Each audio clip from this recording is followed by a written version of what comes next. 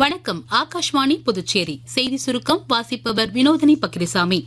மத்திய வெளியுறவுத்துறை அமைச்சர் டாக்டர் ஜெய்சங்கர் மேற்காசியாவில் நடைபெற்று வரும் மோதல் தொடர்பான அண்மை நிலவரம் குறித்து ஈரான் வெளியுறவுத்துறை அமைச்சர் திரு சையத் அப்பாஸ் அராக்ஷி, ஜெர்மன் வெளியுறவுத்துறை அமைச்சர் திரு ஜோஹென் வடேபுல் மற்றும் தென்கொரிய வெளியுறவுத்துறை அமைச்சர் திரு சோஹ்யூன் ஆகியோருடன் தொலைபேசி மூலம் தொடர்பு கொண்டு கேட்டறிந்தார்.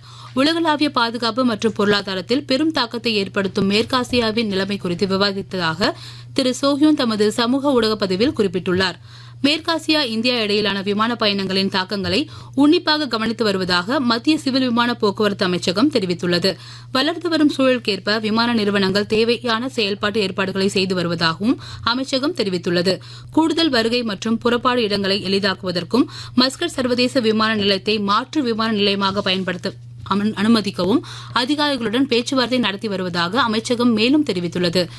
பிரசார் பாரதியின் PM ஷப்த் இணையதளம் மூலம் தினசரி செய்திகளை எவ்வித கட்டணமும் இன்றி தெரிந்து கொள்வதோடு அதனை பயன்படுத்திக் கொள்ளலாம் என்று மத்திய தகவல் மற்றும் ஒலிபரப்புத்துறை அமைச்சகம் தெரிவித்துள்ளது.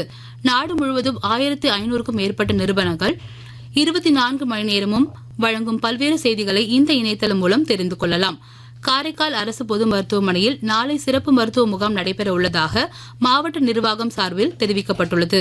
இம்முகாமில் நரம்பியல், குழந்தைகள் அறுவை சிகிச்சை, இருதயவியல் மற்றும் சிறுநீரகவியல் துறைகளைச் சேர்ந்த மருத்துவ நிபுணர்கள் கலந்து கொண்டு உயர் சிகிச்சை அளிக்க உள்ளனர்.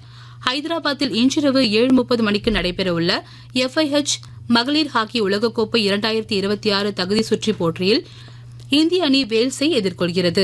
இத்துடன் இந்த செய்தி சுருக்கம் நிறைவு பெறுகிறது.